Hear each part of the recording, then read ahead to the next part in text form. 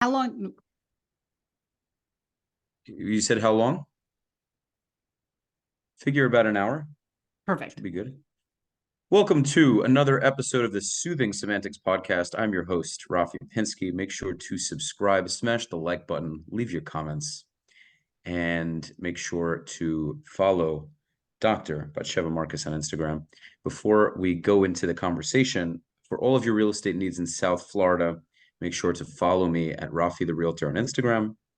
You can sign up to my weekly newsletter, which will give you all of the updates on everything real estate in South Florida. So I implore you to go check it out. Would love to connect with you and help you with all of your real estate needs. Without further ado, we have Dr. Batsheva Marcus. Thank you for coming to the show. You're welcome. I'm jealous. If I had gone into a different career other than sex therapy, it would have definitely been real estate. You think so? Totally. It's funny because I actually could see myself, and I don't think that's ever going to happen, but I very much I enjoy talking about this. I think it's a very important discussion. I could see myself liking it as a career. So it's very funny you say that. But it's also it's interesting because in the Jewish world, it's oftentimes very taboo and it's so necessary, Yep. and it's just I don't have to tell you this because we've been doing it for 25 years. One thing I want to say beforehand, Moshe Goldstein and Jazzy Goldstein or whatever we do with the last name at this point. Jazzy Morgan, I think. Jazzy Morgan, okay. Thank you guys so much for making the connection. Really, really appreciate it. Moshe Goldstein is easily one of my best friends. I know him for such a long time. I have so many memories with that guy. So Moshe, I appreciate you, bro. Thank you so much. So to give you the introduction, boys and girls, Dr. Batsheva has been in sex therapy for 25 years. You've written the book, which is right behind you, called Satisfaction Guaranteed. We'll get into that a little bit. So I take it it's on Amazon? Yep. Anywhere books are sold, it is there. Okay, fantastic. So order your books, whether your sex life is great or it isn't, whether your relationships are suffering or they're wonderful, order the book, give it a gander, give it a read, and hopefully it can spruce up your sex life and your relationships, your marriage. And Dr. Batsheva will be happy that that happens. So several things that I really wanted to go into because I know this is going to be a fascinating discussion. I just know it. And I listened to one of the podcasts that you sent me from your show. And there's a nice list of things that I wanted to cover. Before we go into anything, before we cover all the other topics, the topic I wanted to start with is why do you think women initiate 87%, or I'm sorry, 80% of divorces? They say it's between 60 to 80% of divorces.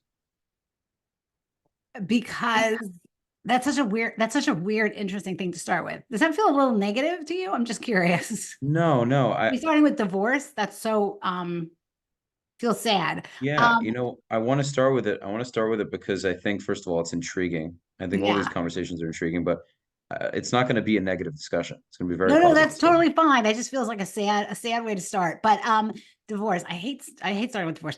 I think it's because um probably the statistic is the same in terms of people's unhappiness.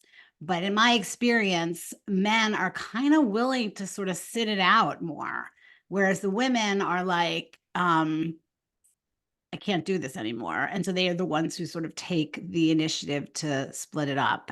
Um, that's my experience. Um, yeah. Okay, so that's your take on The it. same, the same ironic, the same way that in many, many couples, you're going to find that the woman takes the lead in their social sphere, right? They're the ones who make the plans to go out with friends. They're the ones that, buy shows the tickets to the show. They're the ones who maybe organize the travel plans. They're the ones who take the initiative in kind of the movement of the. Women are way, way more likely to suggest therapy, couples therapy, and drag their husband to couples therapy than that vice versa does Mhm. happen. And I think that is women often are the sort of the touchstone movement in the relationship. And so unfortunately, when you hit the demise of the relationship, women are probably that way as well. Do you have thoughts on that? Yeah, I just wonder why, it can it's really hard to say because there's so many statistics. And I wonder if it's because women are just less happy than they used to be, or maybe because there's more choice nowadays and maybe women have more freedom to make those decisions. It isn't as taboo to get divorced as it used to be. Maybe, but I've never ever met a woman who was getting divorced who didn't like struggle and agonize and be nervous about being alone for the rest of her life, financially being, in a very different situation, feel like she's going to hurt her kids or her partner. Like it's really, really a miserable decision. I've never seen anybody, sort of dance their way out of a marriage. Oh, okay. I've spoken because there's a divorce attorney, and we're not going to stick on divorce that long. Don't worry. Okay. There's a divorce attorney, James Sexton. I don't know if you've ever heard of him, but he's been on some very, very big podcasts, Mm-hmm. and he goes into a lot of different interesting points in this regard. I I mean, think, I do yeah. think women don't feel trapped the way they used to, right? Like when you talk to women, there was a time, in my mother's generation for sure, probably my generation, I'm way older than you, where women felt like they didn't have a choice. They had to stay married. And I don't think that's the case anymore. But why they are more likely to sort of be the one who get it started, you know, that that would be my guess. Okay. It could also be that men have a lot more to lose typically, just by By the a way things end divorce, up. it's so Right. interesting that you say that. You feel like men have a lot more to lose? I do. I do. I think Why? just What do you think? What do you think they lose that by women the do? way of custody, the way of custody often happens where they usually get less custody rights. Hmm. They get a bad end of the stick financially. It's a lot. Say they're making a lot of money. There's a lot of risk involved. Whereas women can exit the marriage with oftentimes more money. It's hard either way, but I think a lot of guys that would normally want to do it are worried about what that will do to their quality of life. Got it. Interesting. Okay. Well, I think that's talking about a very specific small slice of our society. Um, and I think it's fascinating that you think that, yeah, men are making a lot of money will come out making having less money, but so will the women who are married to them. Do you know what I'm saying? So whether or not they deserve Not to have the money is a different necessarily. Sometimes question. some women become very rich from divorce.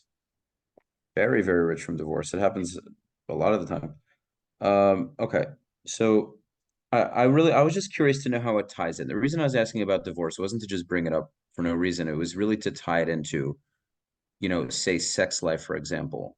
I was wondering if maybe you would attribute such a high divorce rate in, say, Western society to Crappy sex. crappy sex. Well, that's different. That's why do we have such a high divorce rate, right? Which is a really interesting question in and of itself. I You know what? I hate to say this, but there's a lot of crappy sex in good marriages also. So, or I'm not, it sort of depends. It's a little tautological. How are you defining good marriage, right? Like if you have a good marriage, but there's no sex, is that a good marriage? I don't know. I guess it depends on how the people in the marriage feel, if they're being honest. So, I would say this. I think it's like Django. If you're having crappy sex, it makes a lot of other things tumble down, right? Like if you're having good sex, it kind of makes a lot of other things in the marriage sort of much more tolerable. It often makes the relationship closer. You know, People will often ask me like, why went into this field? It's really interesting, right? I'm not that interested, although I'm very good at understanding how body part A fits into body part B and why it may work that way or not work that way. But that's not that fascinating to me in the long run. What's fascinating to me is what happens in a relationship when the sex is good, how that transforms a relationship, and what happens in a relationship when the sex is bad, and how that transforms a relationship. So, so it's a real. I mean, it's a really interesting question. I get enraged, honestly. One of the touch points that enrages me is when people go to a therapist and say our sex life sucks. And the therapist said, well, let's work on the relationship and then the sex will follow. Like that's just, if any of your listeners go to a couples therapist and they say our sex life is terrible. And the sex therapist says, well, let's talk about the relationship and the communication, and then the sex life will follow. I will tell you now, turn around and run for the hills. Like, You said this on the podcast. yeah, exactly. Run for It the hills. That makes is like terrible because you can have a pretty damn good relationship and crappy sex, and the crappy sex can then really impact on the relationship, right? So if you're feeling unloved and unappreciated and unvalued and the sex is bad, it'll just make everything else in the relationship problematic. I couldn't So agree more. I'm somebody who again, I'm 30 years old. I'm not married yet, but I know that that will be an integral part of my marriage. It just needs to be for me, right? Of course, it needs to be for the lady, but I haven't met her yet. But I want to find someone where that's mutually as important. And it may be slightly more important to me, maybe slightly more important to her, but somewhere where there's somewhat of an even or equal desire. And if things happen, right? Childbearing, hormones, stress. She's upset at me, I'm upset at her, right? There are circumstances that happen, but that's fundamentally important. What I wanted to touch on, which you were mentioning about the couples therapy not being the solution, meaning the communicative part not necessarily being the solution, is on a kind of simple level. I find that it seems that more often than not, it's the woman who loses that desire for the guy. And I think oftentimes it's because he's not the guy that he was when they met. He gains weight, he gets lazy, he wasn't the way he wasn't fit the way he was, he gets too complacent. And that to me seems like a large part of it, where if he was doing a lot of the things he was doing when they met that attracted her, maybe continue to do those things, it would probably help quite significantly. Because you were mentioning the thing with the fireman, the thing right? with the firemen, you mean the women who like fantasize about firemen? Like that's the most common Right, fantasy. Yeah, yeah, right. yeah. So because you when I'm telling you this, it seems like you don't really agree with what I'm saying, but Yeah, I totally agree that in general, women's desire drops much more than men's do. I'm just not sure I would attribute it to the same things you're attributing it to. I think there's some truth to that, but the men can complain to that about the women also very often. But um right, but here, yeah, okay. here's a fundamental misconception I think we have in our society, which I find fascinating, which is that we've always assumed that women handle monogamy better than men. I think that's because we like to assume that. It makes everybody feel safer somehow. That women are fine with monogamy. It's men that have a problem with monogamy. Frankly, Rafi, everybody has a problem. Monogamy is fucking hard. It is Yeah. so hard. If you want to be in a long-term monogamous relationship, that takes so much work. It's so much harder, honestly, than being in a continually changing sexual Do you relationship. think even for a woman who's extremely attracted to her man, I find that it seems that women don't necessarily need to have a bunch of men in take kings throughout history, emperors, sultans, they've just wanted as many as they could have. And I'm not going to say that there are women that wouldn't want that, but I feel my experience, just 30 years of life, is when a woman really, really sees a guy as this, he's muscular, he's tall, he works hard, he's ambitious, he's doing interesting things with his life. I think that when she feels he's the best that she can have, most other guys are invisible at that point. That may be for pairing off, but that's not true about their sex lives. I'm just telling you the God's honest truth. Like, I think what happens is, I think this is what's fascinating. We have all kind of bought unintentionally this myth that women do fine with monogamy and men don't. And then what happens is you get married, everybody's Mhm. really into the sex initially. It's great, right? Yeah. Our erotic brains do not like repetition. Nobody's erotic brains, not men's, not women's. I don't, but the data seems to show that men do much better in long term with monogamy than women. And here's my thought, and this I can't prove, this I can only tell you this sort of fits like the equation I've seen, is that women, let's say you get married, you have a great sex life, you get married, excuse me, and then a year into the marriage, the woman's feeling like she's not really attracted to her partner because of the repetition. Not he could be good looking and smart and successful.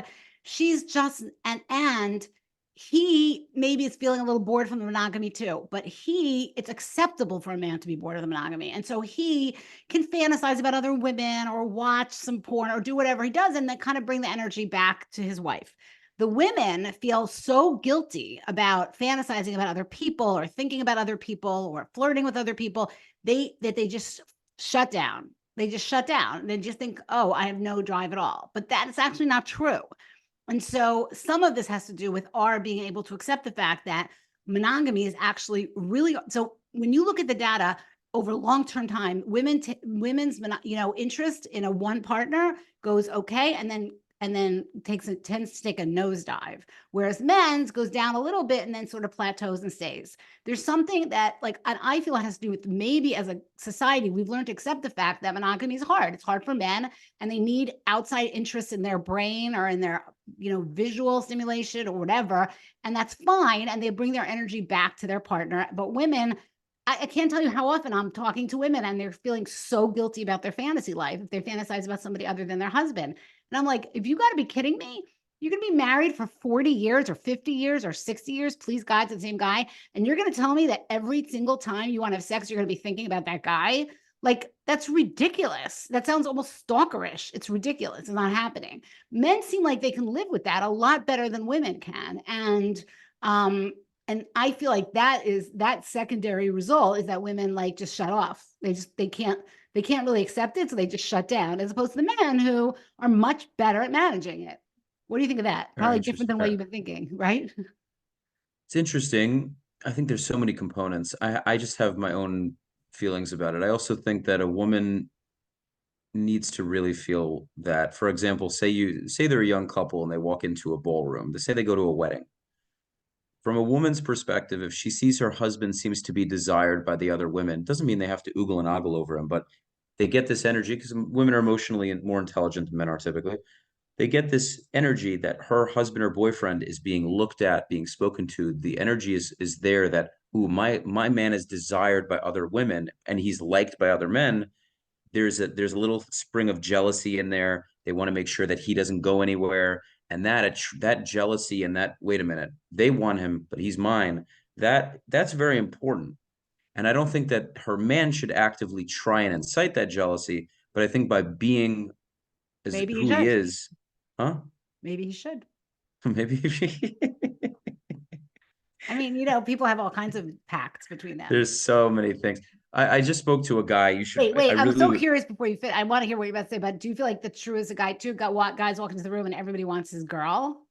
Doesn't make him want her more? Um, Yep. to an extent, but I don't think it works the same way, especially if she gives off attention energy, if she gives off an energy that she wants it. It's one thing if she's confident, one thing if she looks nice and dresses well, but if she's giving off, if she's walking around to different men and talking to them, it'll be an absolute no-no for me. No, no, no, for you. Right. It's over. Okay. But just, If I I want get to it, remind you that you are an N of one. Okay. Like, right. When you do studies, you can't just assume that your experience is everything's just I completely. think that's most men who have self-respect. They won't want their woman, incredibly revealing. And maybe I'm Well, conservative, but I think incredibly revealing is a different thing. Incredibly revealing is a different thing. But, like, I hear often, it's so interesting. I have this Hasidic patient who really likes to go to sex clubs. His wife does not. And Mhm. he likes people being jealous of him. Like, that turns him on, right? Mhm. That when people look at his wife and think, wow, she's hot, I'm jealous of him. That's a big turn on to him. And that's not unusual. Just throwing that out there. Anyway, but you were about to say something about your friend, and I I'm more. interrupted. It's funny because I'm not Hasidic by any means, but I'm very traditional. Like I don't, you know, eh, I don't see that ever happening. People have you. I'm very possessive about someone I'm dating. I don't want other men, if they look at her, I can't stop them, right? I'm not gonna, a guy looks at my wife and we're like, oh, you looked, right? It's a free country. Right. But if we're inviting that look, if she's barely, if she has a ton of cleavage and she isn't dressing very appropriately, we're kind of inviting that to happen. So then in that case, I would say, well, we're kind of playing into that. I'm just not a fan of it. I'm not a fan of the validation seeking. Right. So that's my thing. Again, everyone Yeah, has and their own story. I'm not sure you just said it yourself. It's not validation seeking. There's something inherent in all of us with sex that has to do with, and I don't know, what was the longest term relationship you've been in? Last one was 8 months. The other one was a year and a half, and like long time before that was. Right. And the year and a half one did boredom ever come into play there or not really? No, I wouldn't say I wouldn't actually I guess you could say it did, but then again I wasn't so innocent at the time. I wasn't a virgin at that point. She was, but that didn't bother me in the slightest. It wasn't a sexual boredom. It was more of conversational boredom. Mm-hmm. I I don't kind know. of There's something about being in an internal long-term relationship. I'm just throwing that out there again, where in my experience, people do, like that doesn't mean they want their wives throwing themselves at other men, climbing on their laps. Like that's, we're talking, but you know, there's the subtle flirtation and feeling like other people feel like, wow, he's lucky that he's married to Joanne. I wish Mhm. I was married to Joanne. That is often, not always, everybody's different, can be very sort of exciting and the turn on. But you were about to say something about talking to your friend, and I interrupted you, Rafi. I'm sorry. I'm not sure what I was getting to. Trying to remember. I don't About quite women. I remember. think you said something about women when they really look, they walk into a room, they really like it if other women are interested in in their guy. Oh, sure. Yeah, I think that's very true. I don't think they're always cognizant of it, but I see that to be the case. They might get annoyed at their man initially, right? Because they're upset at him, Mm-hmm. but in the back of their minds, they're like, oh, yeah, but kind of like it though, because now if he wasn't, imagine no woman in that room gave any sort of a shit about him. She'd be like, well, is he really special? Did I really score? I mean, no one else seems to care, so Yeah, maybe I no, I should. think that that's true. I just do think it's also very similar on the reverse, that initial annoyance comes somehow sparks a little interest. I'll tell you something. This is really fascinating. I don't know. This is really fascinating. I have women who have like come in because their libido was gone. They hadn't had sex with their husband in months, and he went and had an affair. And all of a sudden, their libido is through the roof. Right now, it's exactly contrary to what most women would think would happen, right? Like, and for some women, it does kill their libido. Like, I don't trust him. I'm furious at him. I want to kill him. I feel hurt. I feel betrayed, and I don't want to go Mhm. near him. But for some women, it works exactly the opposite, which is exactly what you're describing. Like, I am hurt. I am angry and betrayed, but damn it, there are other women out there who think this guy is really hot and want him. And like, maybe there's parts of him I haven't been seeing. And that I think is where the interesting conversation lies, actually. It's yeah, and then that's just going an extra step, and I think that's not a good route to go down, where Uh, a guy I'm will not, cheat on it. do Yeah. you think I'm suggesting that? No, I'm not saying you're suggesting that. Well, you are being realistic, and I hear what you're saying. I No, just, you're just calling human nature for what it is, and I agree with exactly. these things. I'm describing right now. Yeah, I'm no, not proscribing. listen, I'm 30, and I I I really try to pay attention to people a lot. I really try to study them, and I people watch, and I try to focus on little nuances because I love understanding. I love to learn, and I'm human psychology more than most things is one of the most fascinating things to me. And I That's also want to probably do why you're a marriage. good salesperson. I appreciate that. We still have work to do, but I love what I do. Let's see here. So many good topics you covered on the podcast, so we got to get into all of them. We Here's a can't good one. possibly get into all of them. You want to do Well, there aren't too many. My PhD thesis on vibrators? No. Uh, Here's a good one, I guess. If say a 19-year-old, say they're religious Jews, 19-year-old girl gets together with a 22-year-old guy. Neither of them really have a pot to piss in. They got connected through shidduchim, which is arranged marriage for whoever doesn't know the term. And both of them are virgins. They've never had sexual experience. They get married. They have the financial help. They have decent jobs. They make it work. Maybe they have a kid. And then over the course of time, it could be either the husband or wife starts to experience the world a little more outside of their parents' homes, and they say, "Wait a minute, I like my wife, but I'm kind of more attracted to a different kind of look." I was, this interesting porn video came about, and I'd really like to try this with her, but I feel like she's too innocent. And so all of that ignorant bliss starts to dissipate. And now there are these new ideas that either one or both of them start to have. And the significant other doesn't really provide that sort of thing, whether it's sexual experience, the willingness to explore, just the overall physicality. They're not as short, they're not as tall as that 6'4" athlete that they dream about. So what I'm alluding to is, do you think it's beneficial for a guy maybe to have a little bit more experience before getting into the relationship than say the girl? And Because I can like, let me just make sure I understand the question. Like, are you saying maybe it's important to have experience beforehand because then you'll at least have some idea of what you want before you get into a relationship, and you'll have like played it out a little bit or experimented a little bit so that you don't feel trapped once you're in the relationship? yeah, I think more so for the guy, only because I think women have a harder time with casual sex than men do. I think women connect a lot more emotionally to everyone they have sex with. And so I think it ends up being at a detriment when women have a lot of casual partners. And on men, on the other hand, I'm not suggesting that it's a great idea for men, but I think men can do it, kind of get an idea of what they like, and then they can always maybe, I don't know, teach it to the girl. But it's so complicated because I can't pinpoint a right or wrong here. I'm So just getting your thoughts. yeah, no. So it's not a matter of right or wrong, and it's a really good question because, I mean, the question really is when these young couples get into relationships, if they're pretty religious, they may always sort of stay in that bubble, and then that has all kinds of issues. But sometimes when they start moving outside the bubble, it gets complicated. Exactly what I just said to you. There's this lovely Hasidic client I have, and he likes to go to sex clubs. Like, where he, believe me, he didn't start going to sex clubs like early on, right? He sort of stumbled upon them. And she And his doesn't. wife goes, or she never goes? She went once or twice, and she doesn't want to do it anymore. Hmm. Um, and so there's always Does he kind of, go? Does he go? I'm just curious, not in a judgmental way, but he goes full blown the whole. yeah. Damn. Okay.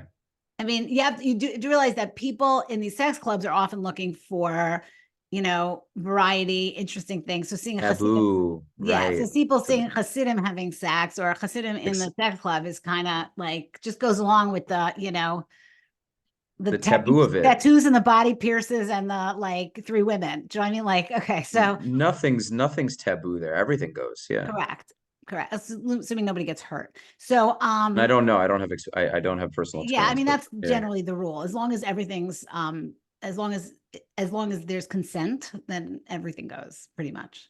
Um so anyway, so I think, but honestly, that struggle of like, I am a changing human being. I'm a person who is changing, and maybe my sexual preferences are changing, my sexual awareness has changed. Um, I think to a certain degree, we all have that, right? Like, I've been married for 40 years, right? Like, if you're in if you're a thinking person who's out in the world, you are going to change sexually as things you're interested in, things you might want to try. If you don't, life's going to get awfully stale and boring about everything, not just about sex. So, I think Hasidim are not that different from us in terms of like just they may start in a narrower vein and it might get broader. The question is like, if you had more experience before you're married, does that actually ease it out when you're married so that you don't feel like you have to sort of experiment with things? I'm not sure it works that way, right? Because you may feel like you played around when you were 18 and did a bunch of fun things, and then you were kind of ready to settle down, and then now you're 35 or 40 and you're starting to feel like, what's life, and I want to try a whole bunch of things that I didn't even try or did try. So you know what I mean. I don't know that one suggests that you won't need the other. I don't necessarily experience that, but I do feel like it's a real issue and a struggle, and that's often people will come to me to say like, what do we do? Like, he wants to be much more experimental, I don't, or she wants, usually it's he wants to be more experimental than she does, but not always. And then we got to kind of figure out something that will work for both of them. So I don't think there's an easy answer to that one, Rafi. I agree with you. It's so interesting. There are so many ways that these things can work. I think as hard as monogamy is, it's probably the best way. Do you Tell me why you believe think that? that. I'm so interested. Tell me why you think that. Because as much, I'll be very frank with you. If I lived in medieval times and I was a very powerful man, would I not want multiple wives? I probably would. I'll keep it very honest with you. I probably would, but I don't live in that world. I live in America in 2023, and I grew up Jewish, so that's like that's not really very realistic. And so I understand that I'm going to have to sacrifice the potential variety as a man who let's be honest, that's what men want, and women may want that too. But speaking from a man, if any man listening to this is honest with themselves, that is something they'd want. And so you're always going to have to make some kind of compromise. If I'm in a monogamous relationship, I have to deal with the monotony of, the arguments and the drama and being together all the time and not having that space that we maybe should have in order to miss each other and long for each other. We're sharing the same bed, we're sharing the same place. The kids are crying, the baby needs the diaper, all the stresses, the financial stresses, work, yeshiva, this, that, the other. And then if we weren't together, maybe I would be just exploring the world, traveling, just being with different people. So either way, there's a sacrifice that needs There to are other happen. options. I'm not suggesting that, and Okay. I'm not certainly not. But there's open marriages, there's polyamorous relationships. There are people doing other Do you models. think do you think some of these people are actually happy doing it? So yes, I do think some. Oh, I Okay. definitely think some of the people are happy doing it. Do I think it's can work easily? No. Like I think it's really But also complicated. with kids, you have kids, right? It's like I'm at my core, I'm a conservative guy. I don't mean conservative, and I am in the political sense, sure, I could say that I'm just not very political. But in the way I think of things, the way I'd want to raise a Right. family, I Right. wouldn't want to have an open marriage. I surely wouldn't let anyone be with my wife. It would be open on one side. I'm just being honest with you. And I don't think that's going to happen anyway. It's just this is all theoretical discussion. Totally. I'm all Um, about fantasies. yeah, right. No, there's like if we had a discussion and I said, hey, we're 45, it's getting a little bit, I want to spice it up. I would like to maybe bring another girl in. And she said, oh, well, if you want to do that, I want to bring a guy, then it would just be over. Like there wouldn't be any discussion. That's it, period. No, I know it is what it is. So But what that's why happens that if problem. what happens if you said like I really feel like our life and our marriage and our relationship would be better if I could possibly have sex with other people and you could too, not necessarily together, wouldn't work. Okay, just curious, just curious. Everyone's got their thing. I I think a just lot of people, no, I think most people would agree with you, which is why most marriages are monogamous or trying to be mhm. monogamous, right? Yeah, no, it's not even, it's a non-negotiable. I mean, could I tell you what'll happen when I'm 50? Women Who listening to this knows? podcast, do not get into this relationship with Rafi if you think you want to be polyamorous or in an open Oh marriage. no, absolutely not. Absolutely not. Um, and I think most women listening to this are probably going to be fine with that, to be honest. Yes, I think But so too. the yeah, it's so interesting because reality is I grew up religious, right? But as I got older and I explored, I realized that there's no one trick pony. I do find that some things seem to work better. Certain cultural ideas seem to be healthier than others. So, for example, having a nuclear family will probably work better for the children. Right. There's certain, having certain role models will probably do you better. Right. Not Certain getting things, divorced, there's tons of data on the fact that even if the marriage is unhappy, it's better for the kids if they're together, which is yeah, shocking in a certain way. But yes. yeah.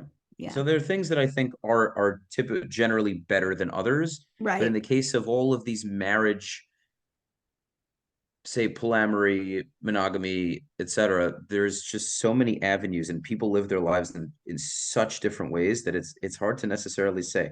And just so you Um, know, the good news is it is possible to have a long-term monogamous relationship with a good sex life. It just takes a lot of work. okay, so well, I take it you've done that, so I really would like to understand, I guess, some fundamental because I would look, God willing, I want to get married in the next short while. Yeah, what's stopping you? How come you haven't found her? It's not that, I don't think it's that complicated. I'll just put it simply. I come from a very poor family, grew up with my grandmother, and I very much have an A-type personality where I don't like to, one of my biggest no's is having a future father-in-law be able to tell me how things are going to go. And I find that a lot of the time in situations where the guy is getting married and doesn't really have certain things in order, it's harder to do that. It's harder for him to just say, "Hey, I know you want to move to North Carolina. I bought my house. We're staying here. I'll visit you however so often." And I know a few people personally where they they got married and there's nothing wrong with it, but they put all their eggs in one basket, and then when the marriage didn't work out, everything just, you get what I'm saying? Because they didn't have their own thing going on. No, I'm not. So So wait, you're saying you Yeah, I'm What I'm not. trying to say, let me just get to the, I guess, crux of it. I have my own idea of where I want to be business wise. I don't feel I'm there yet, and it's not because I don't think I'm worthy. It's that for my own confidence going into a marriage, I want to be in a, and I know where that is. And So for it's me, not that's that you what's haven't found important. the right person, it's that you're not ready to get married yet. Oh, well, Is that what you're saying? I very much feel emotionally ready. It's more of, for me, it's a financial thing. Yeah, yeah, no, no. What for whatever Um, reason, you're not and in I the stage of don't, life where you want to get married yet. and I can tell you very frankly, and I don't say this in an egotistical way, I don't have an issue meeting women and attracting women and being attracted to women. It really just comes down to my own, I need to feel like I'm in a certain position. It's very important to me. Everyone's different. Like I'm a big risk taker in business. I'm very calculated in relationships because I want to do it right the first time. Okay. And that's me. That's me. There are people that'll contest it. They say, you're never ready. You just jump and da da da. It's like, oh, I hear your logic, but But you're not ready. yeah. And you know And when I you don't will think, be. And you feel like you'll know when you are. yeah, I think I very much will know when I am. I think I have a lot of self-awareness, I've learned over time that when I have a gut feeling and someone contests that gut feeling, and I kind of choose to ignore the gut feeling and listen to them, I'm Doesn't wrong work out almost well. every time. They end up being wrong almost every time. And the more I listen to my gut, the more things end up making sense. And of course, yeah. So I'm so curious about something, Rafi. When you are dating somebody and you say, like, I'm all in for this relationship, but I'm really not ready to make a long-term commitment, right? Do they believe you? I mean, do you say it? Do they believe you? Do they think they're going to change your mind? No, I mean, this is kind of a fuzzy area because I'm a single guy, so I live my life however you want to understand that, but I'm very upfront about it. If I meet someone, if I meet a girl I thought was incredible, I wouldn't want to push her away. But what I'm doing right now, work wise, is so much more important right I now. guess what I'm asking you is the women that you're dating, do they believe you when you say I'm really not ready for a long-term commitment here? Or do they feel like, do you feel like on some level they think, oh, he's just saying that, but he won't, I'll convince him otherwise. No, no, I don't necessarily. I mean, I know that's happened before, but I'm pretty frank about it. I'm If not I suggesting you're not frank. I'm wondering if you feel like the women are able to accept that when you say that. That's all. I'm just Well, I asking. mean, You've been in they don't, it is situations. what it is. I'd rather say that. I'd rather be honest than say, "Oh no, I think you're great. Let's sleep together," and then it goes nowhere, and then I'm an asshole. I'd rather No, of be course, I understand where you're coming from 100%. What I'm asking is your experience of whether the women really are able to take that in, or do you feel like on some level they feel like he's just saying that? Because I feel like often women sort of like to convince themselves that, the guy's straightforward and he's telling them exactly where he's at, and they still somehow feel like, well, if he likes me enough, he'll change his I mind. think to be honest with you, I think women to a large degree always want to feel like they were the one who could do it, or he does, maybe he just doesn't want me and it's an excuse. Maybe I can change his mind, but I don't do it. I don't do it. I'm just genuinely. No, no, do you feel, And I'm I so know, curious you're right not now, saying Rafi, I'm do not. I you know you're feel not you're saying getting I'm not. defensive? Do you feel like I'm saying to you that you're No, no, because no, no, I'm no. not? I'm not getting defensive at all. Okay. I am trying to, I guess, elaborate my point or explain my point. Because I'm trying to do something that's challenging. Both of the things that I'm focusing on are not salary paid jobs, and they are both difficult to do, take a lot of patience, take a lot of time. I'm starting a podcast out of thin air that is not big yet, and I've had some very, very notable guests. That's something that takes time. And one of my things is, for example, if I meet a girl now who could be a wonderful person, and she could be very supportive, she could be a great person, but for her, she wouldn't be able to do this podcast. It wouldn't be the thing where she could put out content for 3 years straight, not see the kind of success she would have wanted and still keep doing it. So that reluctance or that fear, and I'm not talking from experience, but I'm saying this is very possible to happen. If she really thinks that, hey, I'm with this guy and he's spending time on doing this and believes in it, but I don't know if it's going to work, she could, without realizing, sabotage that goal of mine. And I'm not willing to do that. So for me, it's not a matter of doing this for another 10 years. I have immense faith in myself to accomplish what I'm setting out to accomplish. And quite frankly, I'm just not that worried about it. I'm just really not that worried about it. I think that I'm doing what I need to do, and I'm pretty faithful God's going to make it happen. So that is what it is, you know.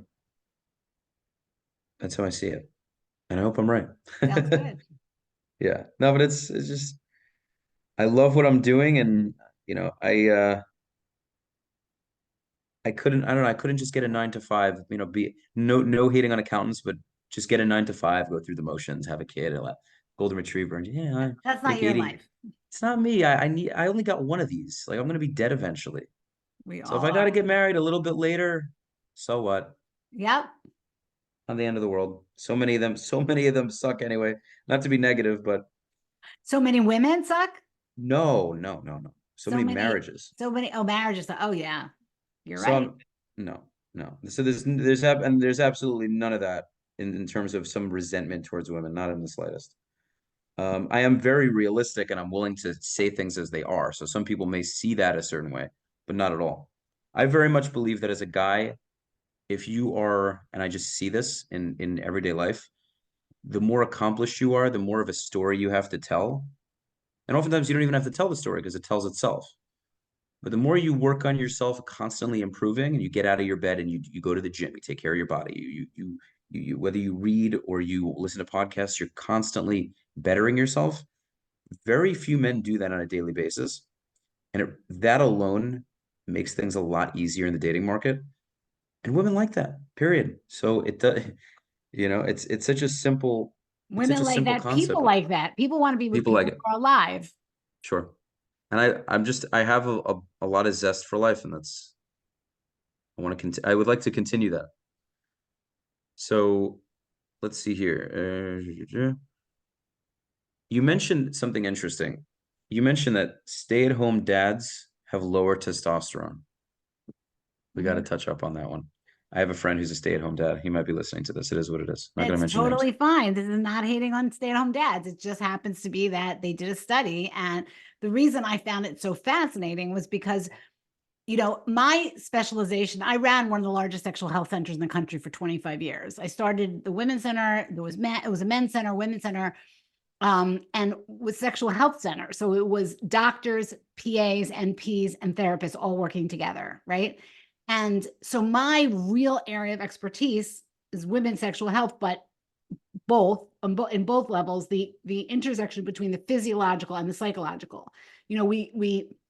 We are unfortunately still in a generation that thinks that if there's sexual problems, they're all psychological, which is bullshit, right? For women and for men. Like if a woman isn't interested in sex, the first thing we say is there's a problem in the relationship. Well, there could be a problem with the relationship, but her testosterone level could be low, her estrogen level could be low, her SSRIs are getting in the way, right?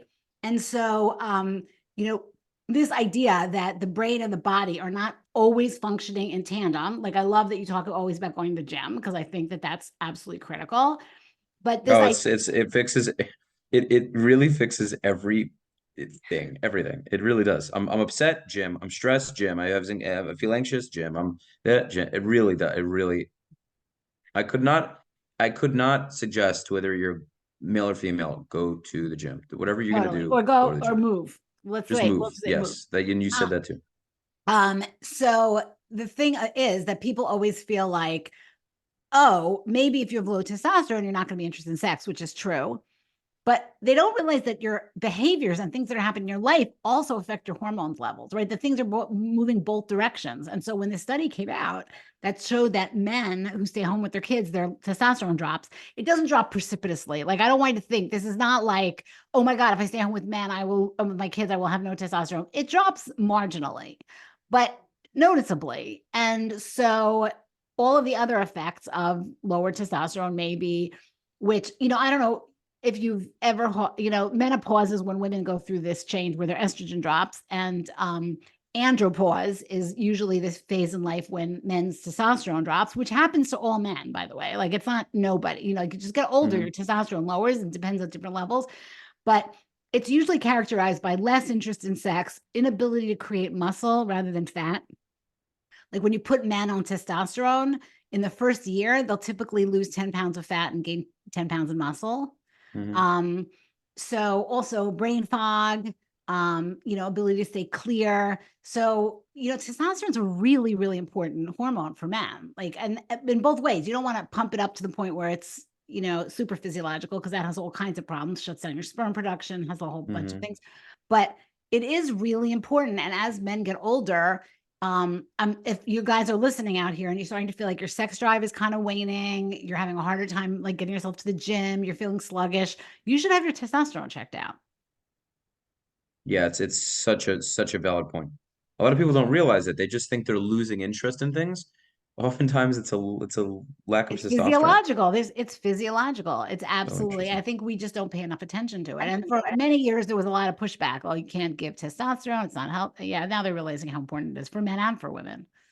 That's why TRT, testosterone replacement therapy, is becoming so common in people in their late 40s, 50s, 60s, and men are looking very young Totally. And from that. here's another statistic, which I think is really important for your listeners, which is erectile dysfunction, right? So erectile dysfunction happens pretty much correlates with age in terms of percentage. So in the 40s, about 40% of men have a problem. In their 50s, about 50% of men have erectile dysfunction. I mean, erectile dysfunction is super easy to fix now. The oral medications make it really, really easy. There's laser treatments that can work for that as well. So erectile dysfunction is like the easiest. I mean, a good doctor will say to you, if you have a penis, you can get an erection. Um, but I know guys are like, well, I'm 50, I'm too young to be having issues, or I'm 60. And I'm like, no, like 60% of men are 60. having a problem at 60, right? Yeah. 40% are having a problem at 40. So and testosterone is a big piece of that as well. So hmm Well, I think also if you're there are guys, I mean, there are guys at 30 that I know that are in just such bad shape, terrible shape. And that's going to have a massive effect on your sex life, on your libido, and your stamina. If you're a heavy totally, guy, totally, you can't totally. do what you got to do. So, And and then if you you're 30 and you're having problems with your erection, you should go to a doctor, because sometimes that can also be an indication of coronary issues. So, Mm. That's another thing also. I mean, just to I mean, kind of be very blunt about this. If you're a guy and you're complaining that your wife doesn't really have sex with you and you look in the mirror and you can't see your dick, and excuse my French, and you're just in terrible shape, would you want to be with you? Like, I don't think people are that honest with themselves about that. Because I was talking to somebody about this who was really nice guy, but he was divorced, and I just met him. I guess I do that with people. I'll just meet them and very respectfully, but we'll have conversation. And as soon as they say something to me where I can tell they don't even believe it themselves, I'm just like, I gotta call this guy out on it. Because probably nobody does it. so You know, what happened with the divorce guy? well, he didn't go into all the details about it. And there was a lot, and it's only his side of the story, so you never know. But I was just saying, I was like, can I be honest with you? I was like, is it possible that maybe she wasn't really so interested sexually? It was because you weren't really taking such good care of yourself. He's like, yeah, but she was big too. I was like, okay, so I'm not saying it wasn't on her end. I'm not saying you were incredibly attracted to her, but could you not at least admit that maybe you could have been a little sexier looking? That probably might have helped, Like it doesn't hurt. And Did he then go they back get to the surprised, gym? and then they're surprised. What? Did he go back to the gym? Well, they're already divorced. I don't know if he went back to the gym. I couldn't tell you. I I only met mean, him once. even if they're divorced, he should Oh no, he should. That's he should get his that's act also together so he feels better about that's himself. also so funny. That leads me to the other point. It's so funny how you can have a couple where neither of them take their fitness seriously, but once the relationship's over, either of them or both of them suddenly, once they're broken up, oh, now it's go time. Now it's time to attract. It's like, why didn't you focus on that when you were with the person? Suddenly, it's so common after breakups. Forget about marriage. After breakups, you see this guy who was 200 pounds. Now he lost all the weight. It's like, you couldn't do it for your woman? Life's really complicated, Rafi. I'll just tell you that sometimes people are so bogged down in being unhappy and miserable that they can't even they can't see their way into like making their life better. Yeah, no, I get it. It's not as I simple as hear they make it you. I seem. totally hear you. I just feel like sometimes things aren't quite that linear. Just throwing that out there. Right, I right. I like to have a I've little just compassion. I do. I just you have to understand. My brain has developed a certain way. I'm not saying like I don't have my own shit that I deal with and whatever, but when it comes down to stuff like that, you just you have to do it sometimes. You don't want to do it. Do I want to go to the gym every morning? No. But once I'm in there, I love it. Once I'm out, it's great.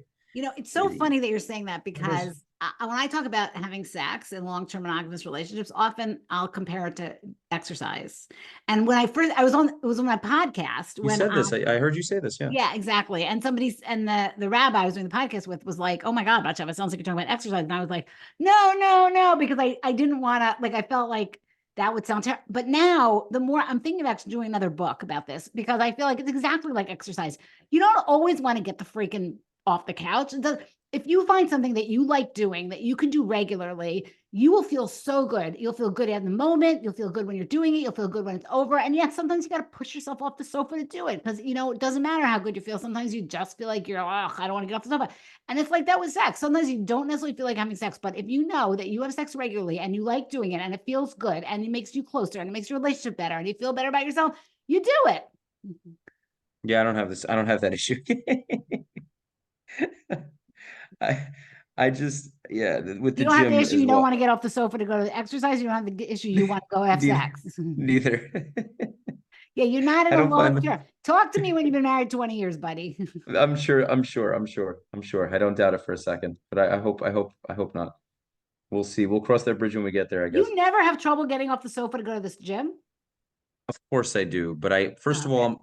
well, let me just say something. This is good advice for people for a guy that's not in very good shape. Say he isn't fat, but he's very skinny and he doesn't have an easy time putting on muscle. Once you develop a body that you're proud of, it doesn't have to be a perfect body. You don't have to have washboard abs, but a body where you look in the mirror and you go, I look good. Then every time you go to the gym, well, let me roll that back a little. You start to feel worse when you don't go. You feel so bad not going because you know that every day you miss, you might risk losing what you have. And it's also as a guy, I love lifting heavy weight. You get the pump and you leave the gym. I'm walking around, I feel like a strong guy. That's an awesome place to be. And I built up to that point where now I just really have to maintain it. And so it became a lot easier because I'm past that stage of trying to build the muscle and get enough protein and da da da. And or I feel uncomfortable because there's other men in there that look better. I don't really know how to work out. I got over that hurdle years ago. So now I just have to go to the gym, do the workouts that I'm used to doing for years already. Maybe I also might switch some workouts up. Maybe I'll lift a little heavier one day, lift a little lighter the other. But I pretty much know what I need to do to maintain the body I want, and that's it. And it feels So great. yeah, it's pretty, but it took a lot. It took years of work. It took And I'm going to tell you that about your sex life too, buddy. yeah, I have no doubt. Statue. Let's see. Yeah. Oh, this is a really interesting one. When you mention that women don't watch porn, but they love to read it, which makes so much sense. And that was a real eye opener for me because I heard this before. But what really clicked when you said it was women aren't any less interested in porn. They're just interested in a different kind of porn. Correct. Correct. Yes, absolutely. There's a wonderful book out there, which is, I guess, not so called oh my God, if I forget the name of it. Okay, it'll come back to me in a second. Um um oh, it's called a billion wicked thoughts is what it's called, and it was a study done by two neuroscientists who basically in the early days of the internet, you can never do any, Rafi, one thing you should know is you cannot do any real research on sex because everybody lies about what's going on. They lie to themselves. They don't have a good picture. Like, you just can't get accurate information. When the internet first started, it was like the Wild West, and you can get tons of information because you could figure out, people were doing searches. By their searches, you could tell if it was a 17-year-old boy or a 40-year-old woman. And then you could also look at their sexual interests, right? Like, because they would line up. So they got huge amount of data in those early days of the internet. And right, one of the things was all of these porn, like Pornhub, which has billions and billions of users, the largest porn site. Wow, what is Um, it? I've never heard of such a thing. Pornhub, you never heard of it? It's just this little tiny site somewhere off It's so Caribbean. enjoy. It's Anyway, fascinating. Pornhub, was doing everything it could at one point to like try to figure out how to attract women. And people over the years have really tried. And there are definitely women that are interested in visual porn. And there are industries that are specifically made for women porn, and that's great. But when it occurred in this book, what they realized was the women were spending massive amounts of time on like Literotica, which is a porn site that's just literary, there's erotic stories that people write in. And there's every kind of story you could possibly imagine about everything. There's fan fiction about Harry Potter, but there's also like, 15 women, 2 men, and a chimpanzee. Like there's just stories about anything you could want being Holy shit. watched. And women spend on average longer amounts of time on a given story than men do watching erotica. So yes, women are interested. This goes back to the fact that we got to keep our erotic brains going. You just need Hmm. your body, your mind wants erotic, variation. And the question is, how do you get it? So for men, very often it's visual stimulation. For women, it's reading. They've started making, and they've been very successful, audio apps now where people read erotic stories, but like they're acting out the erotic stories and women are listening to them. And those seem to be Mm. doing very well for women as well. So you don't think, because I mean, there's a lot of pushback that porn is really bad, and I can see how porn is it could be a very bad thing. How, what's your take on it? Like, how much of it do you think is okay? Do you think it, I get so much hate on this on TikTok. TikTok is where I'm really big. Yeah, I think porn is like alcohol. Like, yes, for some people it doesn't work well and it can get abused, but for the most part, using a little bit of it appropriately and it can enhance your life in all kinds of ways. okay? But how do you argue then? And again, if you're open to having this conversation, how do you how do you contest religious people that might say, "Oh, porn, oh, how could you?" How would you contest that, or how would you argue that? So here's where I get sort of, I'm not a halachic. I'm not a Jewish religious authority. I don't think of I myself as agree. By the way, I a agree with you. I agree with you on this because I just don't live in this little bubble. But yeah, go on. So yeah, I mean, I don't feel like I need to make the case. Do you know what I'm saying? I don't know what to say to you. Like, I don't know that I need to make the case. I will say to you that, that old joke that, 99% of men masturbate and 1% lie about it. Well, it's true about porn also, right? 99% of men watch porn and 1% lie about it. Like, it's very rare to find somebody who hasn't stumbled across porn or using it once in a while. So I you think know, when you talk about it about alcohol, I think people can hear that a little bit. Now, people have religious issues. You're not allowed to look at other women. You're not allowed to look at other women's vaginas or vulvas. Okay, I hear that. I mean, I get that. You got to deal with the religious piece of it. But we're not talking about the religious piece right now. We're just talking about, I guess you could say, the ethical piece. But I'm not even talking about that. I'm talking about the practical piece. Like, with men do not. The worst thing for me, the worst thing is when I see religious men who've watched a little bit of porn and have been told that they're addicts because they watch mhm. porn once a month or once every 2 weeks. And so or like I had this one client, there's a couple where as a teenager, he was watching porn. He was in a modern Orthodox yeshiva. He was watching porn. And he went to see a therapist who basically told him like he was an addict and he had to stop it. Like he had to do 30 days or 60 days or whatever. I just feel like that does horrible things to young men. I just think that that really makes life extremely complicated. Addiction, I'll tell you what addiction is. Addiction is if you're using porn in places that it's inappropriate and you could get caught, then it's inappropriate. You know it's inappropriate, like it's getting in the way of your work, it's getting in the way of life, it's getting in the way of your wanting to have sex with other people. For the most part, people who are abusing porn or usually masturbating and abusing porn, it's because they're anxious. It's anxiety. It's a way of treating their Mhm. anxiety. It's no different than abusing alcohol or abusing cocaine. You know what I mean? Like Totally. cocaine's actually addictive. So let's not use that one. But, you know, like, or weed, you know what I mean? So I say when somebody comes to me and they're they feel like they're using too much porn. The first thing I would do is let's define it. Is it really too much, or is you just walking around with this crushing amount of guilt because of it? Right, right, If it's right. really too much, then what is it you're trying to self-medicate with it? Like, what is it that's making you do this? And usually, if we can get at that, then the whole stress lifts. Yeah, you know what's just so funny about humans, though? Even this conversation we're having, right? There are going to be people that initially look at it. Maybe, my audience, maybe a nice percentage Jewish, but it's not a Jewish podcast. That's not the goal of my show at all. I just happen to be Jewish and very proud of it. So I happen to have a lot of people who are Jewish. but that's not a goal for me. So I really don't care if someone goes, that's not appropriate. I'll be like, and I'll be like, I don't give a shit what you think.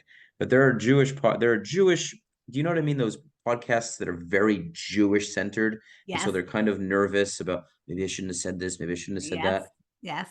And that's what I've from the beginning don't want to have to deal with. If Rabbi Schmingelberg doesn't like the way I do an episode, have a good Well, one. those 7 years of But podcasts, The Joy of Text, which you can find if you're listening and then you're interested in it.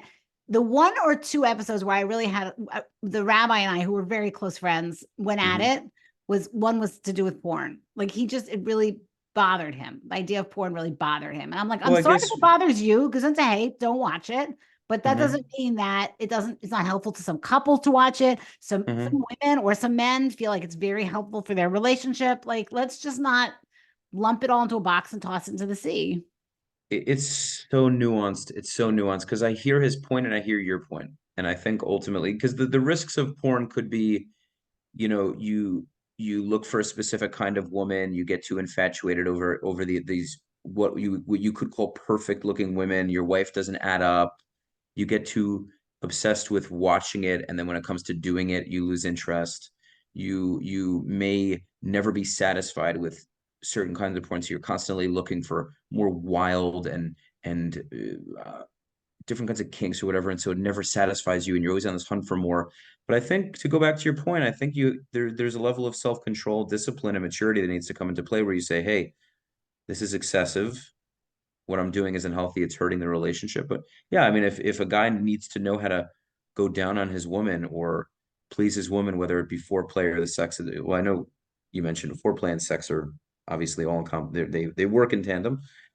But if a guy really doesn't know what he's doing, he might need to actually watch it happening, as opposed to just having some therapist try to explain it with a fake vagina or a banana. There are blessedly there are. I will always talk to parents about the fact that this is where I feel like porn should not be sex education, right? Any more than, Mm. as I would say, watching the Fast and the Furious should not be how you learn how to drive, right? Like, so porn Not is even if it's more soft, not even if it's a much like there are basic. sex. I feel like there are good sex education videos out there. Like, I don't think Right. you need to watch. Porn is entertainment. I mean, that's kind of for the most part much better than sex education, because it's so like, oh my god, like the penises are shown. Not only are they enlarged, but they often choose actors with very large penises, and they pick angles. If you talk to directors, which I have, Yeah. like, it could take them 20 minutes to get the shot so that penis looks really big, and the thrusting is really hard, and the woman comes when the man ejaculates. Like, it's so curated that it's not useful often for like real sex. So Mm. I do feel like when I talk to parents, I'm like, rather than trying to get your kids not to watch porn, because that ain't gonna happen, talk to them about the fact that it's entertainment. Like, I don't dress like the devil wears Prada. Like many things in movies and TV shows, it is curated and it is pretend, and you're not going to be able to jump off a building and do 4 somersaults and land on your feet, and it's very likely you're not going to be able to go down on 3 women simultaneously, and do you know anything? So I feel like talking about it, understanding it, but using it sometimes makes a lot of sense to me. People get addicted to alcohol too, right? And again, I would say to you often that there's a whole variety of reasons for that, but that doesn't mean that most people can't use some alcohol sometimes and enjoy it.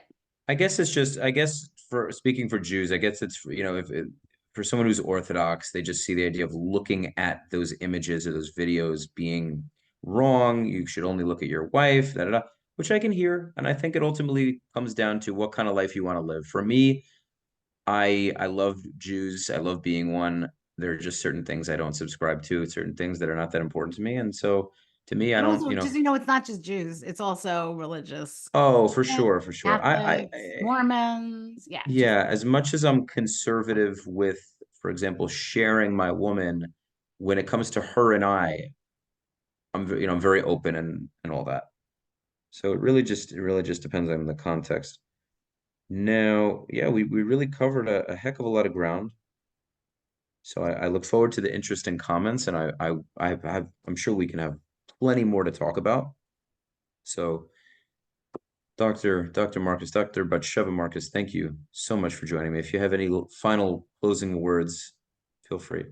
Nope. It was really a fun conversation, I and agree. it's always good to have these kind of conversations. And yeah, I mean, people buy my book, follow me on TikTok or Instagram, and I love to hear from you. I always am really interested in people's thoughts about sex.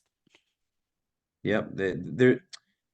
Every group, whether it's a religious group or what have you, they need someone like you that has a little bit of that or a lot of bit of the, I guess you could say, cojones to to to be yourself, because a lot of people are very afraid to have these discussions, especially be on the forefront of these discussions. But couples need that. Couples need It to has have someone not like you been to talk to. easy. It has not been easy. Now there are a lot of sex therapists in the Orthodox community, but 25 years ago when I started, there were not. Yeah, And I've gotten a lot of shit over the years. But I'm sure you I have. also feel like it's changed the world. So I feel really blessed to have been part of that. So anyway, thank you for having me. Always a pleasure. Ladies and gents, follow Dr. Batsheva Marcus on Instagram. I'm going to put it into the description, but let me quickly make sure On that Instagram, it's Dr. Batsheva. On TikTok, it's the yes. Dr. Batsheva. Okay. Because they So threw off Dr. Batsheva. Can you believe it? really? Oh, you mean like they canceled the account or someone reported it? Huh. Okay. Well, it is what it is. So guys, of course, newsletter, real estate. Check out Rafi the Realtor. Buy the book, buy Dr. Batsheva's book. Ladies and gents, I hope you enjoyed this episode. I hope you learned something new. Leave your comments, give it a like, share it with your friends, and I look forward to seeing you on having you on the next episode. Thank you all so much.